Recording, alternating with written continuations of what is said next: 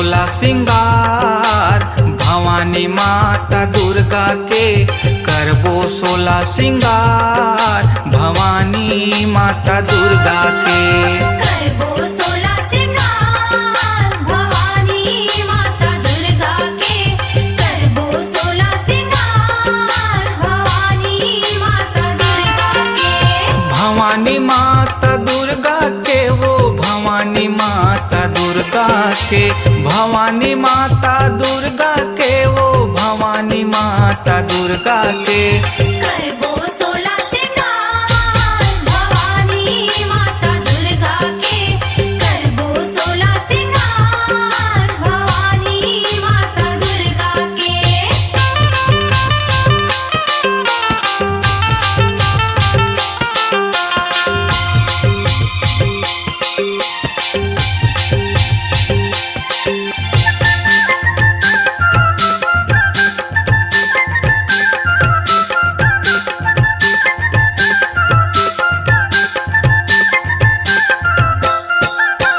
मोंगरा के गजरा पहिराबो मैहर के माता रानी ला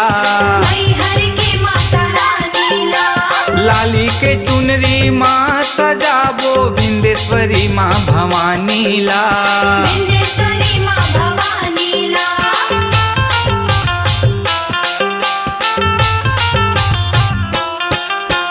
मोंगरा के गजरा पहिराबो मैहर के माता रानी ला मैहर के माता रानी ला लाली के चुनरी माँ सजाबो बिंदेश्वरी माँ भवानी ला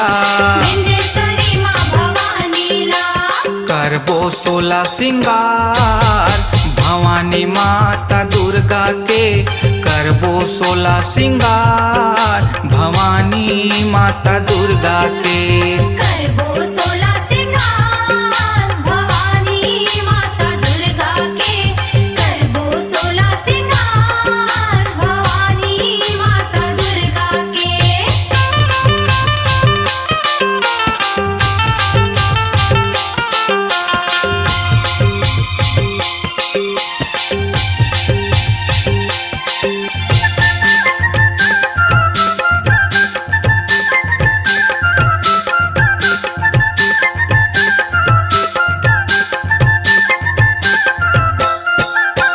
काने कुंडल पैरी माँ सजाबो धूमावती माता रानी ला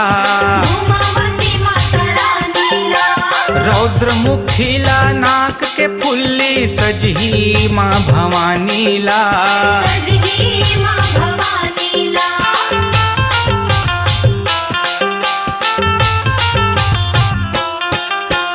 काने कुंडल पैरी माँ सजाबो धूमावती माता रानी ला धूमावती माता रानी ला रौद्र मुखीला नाक के फुल्ली सजही माँ भवानी ला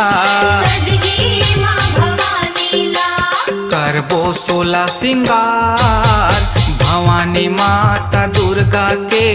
करबो सोलह सिंगार भवानी माता दुर्गा के करबो सोलह सिंगार भवानी माता दुर्गा के करबो सोलह सिंगार भवानी माता दुर्गा के भवानी माता दुर्गा के वो भवानी माता दुर्गा के भवानी माता दुर्गा के वो भवानी माता दुर्गा के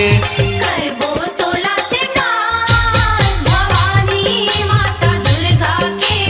करबो सोलह सिंगार भवानी माता दुर्गा के करबो सोलह सिंगार भवानी माता दुर्गा के करबो सोलह सिंगार भवानी माता दुर्गा के करबो सोलह सिंगार भवानी माता दुर्गा के करबो सोलह सिंगार भवानी माता दुर्गा के अपनी आवाज को दीजिए एक नया मुकाम। डिजिटल रिकॉर्डिंग की दुनिया का जाना पहचाना नाम स्वरांजलि, जहां गूंजती हैं ध्वनियां अपनी माटी की सौंधी सुगंध के साथ। छत्तीसगढ़ी संगीत के विविध रंग जो पहुंचाते हैं पूरे प्रदेश में डिजिटल रिकॉर्डिंग के संग। स्वरांजलि स्टूडियो, नेमीचंद गली नंबर 2, गंजपारा, रायपुर।